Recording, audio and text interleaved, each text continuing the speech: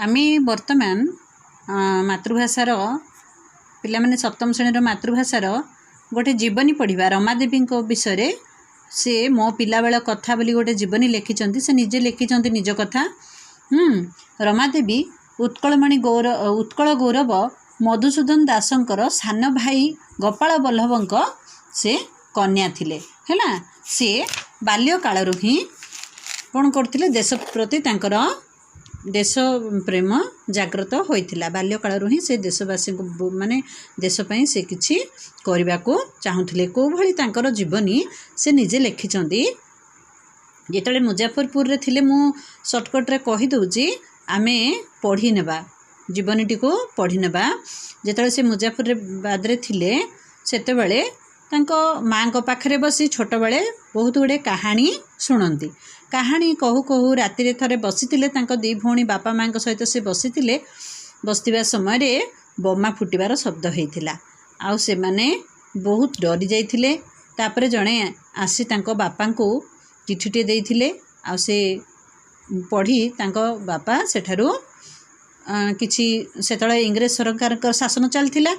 किछि डाकर आसीची कहिकी सेठारु चली जाइथिले। तापरे से जेतेबेले माने सेठी चाकरी करुथुले से समय रे जोगेश बाबू बोली जणे बड़ वकील थिले। से कोन करथिले बंगाली रे केते घर सांगरे तांकर भारी भल संपर्क माने बंगाली रे कथावार्ता करंती। आ से माने तांको सहित भल संपर्क तांकर थिला हैला। से मानक घर पिला माने देश वंदना मध्य बोलंती हैला। तो ए सब गुड़िक रमादेवी तांको घर को भल संपर्क थिबारु जिबा आसबा समय रे ए सब शुणुथुले। आउ ए सब माने से देखुथिले समस्ते सेतले मोटा लुगा पिंधुथिले। स्वदेशी द्रव्य सब व्यवहार करुथिले। पूरा दम रे सेतले चलथिला विदेशी वर्जन कर सेतबेले हमर महात्मा गांधी नारा थिला। ए सब से सेतबेले शुणुथिले हैला। तापरे माँ को पाखरु से छोट बेले रामायण महाभारत एमिति बहु माने हमर ऐतिहासिक घटना गुड़िक मध्य से शुणुथिले। आ से गुड़िक जानिबा पई से बहुत आग्रह थिला तांकर। तापरे एमिति शुणु शुणु थरे अरविंदों को कथा से शुणिथिले।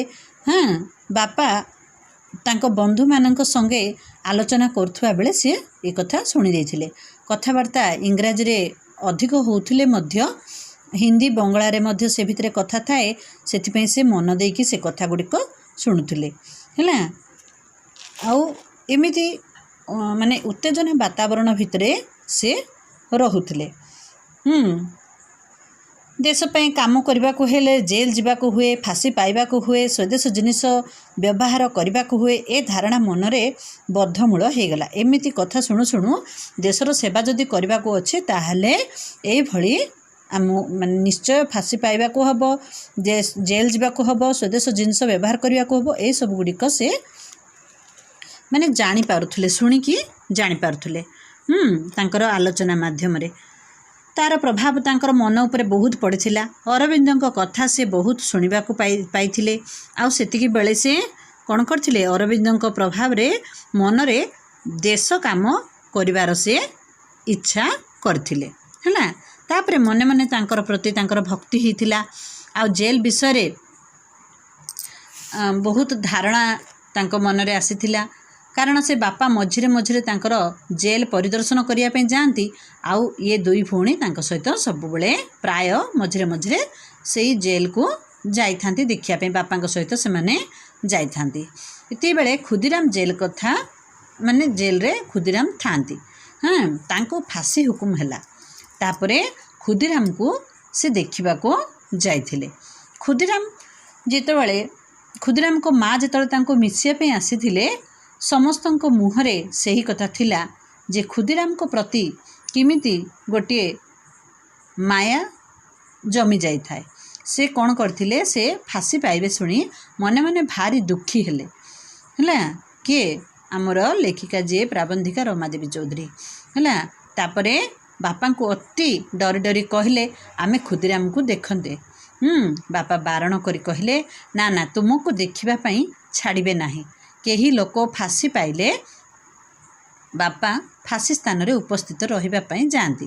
ମାନେ ରମାଦେବୀଙ୍କ ବାପା କିଏ ବଲ୍ଲଭ ଭାଇ ଯିଏ ସେ ଗୋପାଳ ବଲ୍ଲଭ ସେ କ'ଣ କରନ୍ତି ସେଇଠିକୁ ଯାଇଥାନ୍ତି। କିନ୍ତୁ ଏମାନେ ଯିବା ପାଇଁ ଯେତେବେଳେ ବାଧ୍ୟ କଲେ ସେ ମନା କଲେ ଯେ ତମମାନଙ୍କୁ ସେ ଭିତରକୁ ଛାଡ଼ିବେ ନାହିଁ। ତାପରେ କ'ଣ ହେଲା, ଫାଶୀ ପୂର୍ବରୁ ଲୋକଙ୍କୁ କ'ଣ କରାଯାଏ, ତାଙ୍କ ଇଚ୍ଛା କଥା ପଚରାଯାଏ ହେଲା। ତ ଇଚ୍ଛା କଥା ପଚାରି ତାଙ୍କୁ ପଚାରିଥିଲେ, ଆଉ ସେ ମନରେ କ'ଣ ଅଛି କହିଥିଲେ। ମାଆକୁ ଯାଇ ମାନେ କହିଲା ବେଳକୁ ବାପା କ'ଣ କରୁଥିଲେ, ମନା କରୁଥିଲେ ଦେଖିବା ପାଇଁ ଯିବା ପାଇଁ। ଏଇଭଳି ତାଙ୍କର ମାନେ ଇଚ୍ଛା ଥିଲା ଦେଶ ବିଷୟରେ କିଛି ଜାଣିବା ପାଇଁ, ସବୁ ବିଷୟ ଦେଖିବା ପାଇଁ, ଆଉ ଏସବୁ କରିବା ପାଇଁ ଦେଶ ପ୍ରତି ତାଙ୍କର ପ୍ରେମ ଜାଗ୍ରତ ହୋଇଥିଲା। ଆଉ ମାଆଙ୍କ ପାଖରୁ ସେ ସବୁ କଥା ଶୁଣୁଥିଲେ। ରାମାୟଣ ମହାଭାରତ ସହିତ ଆମର ଐତିହାସିକ ଘଟଣାବଳୀ ଗୁଡ଼ାକ ମଧ୍ୟ ଜାଣିପାରୁଥିଲେ। ତାପରେ ଏଇଭଳି ଭାବରେ ତାଙ୍କର ଜୀବନୀ ଥିଲା ହେଲା। ତ ପିଲାମାନେ ଆମେ କିଛି ପ୍ରଶ୍ନ ଉତ୍ତର କରିବା, ଆଉ କିଛି ମୁଁ କଠିନ ଶବ୍ଦର ଅର୍ଥ ଲେଖିଦେବି, ସେଗୁଡ଼ିକ ଖାତାରେ ଲେଖିବା ଏବଂ ପ୍ରଶ୍ନ ଉତ୍ତର କିଛି କରିବା। ମୁଁ ଲେଖିଦେଉଛି।